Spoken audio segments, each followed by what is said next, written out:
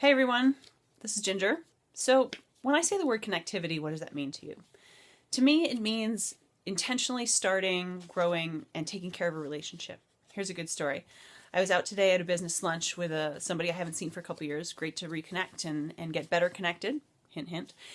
And on my way out the door after that lunch meeting was done, somebody came out from the kitchen, and it was Magda. Magda is somebody I've known for, almost 8 years.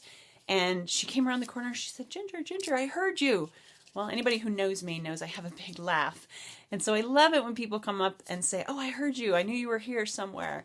That's connectivity. Magda was paying attention. She's like, oh, I hear that laugh. Ginger's in the house. I love it when I get to see Magda. I love it when there's a true connection, when there's something you can really talk about. And that's what it is to me. So watch for more of that in the coming days. Follow the link below about the announcement of connectivity and what's coming up. And I hope you're excited too. So be in touch with any questions on connectivity and we'll keep going. Cheers.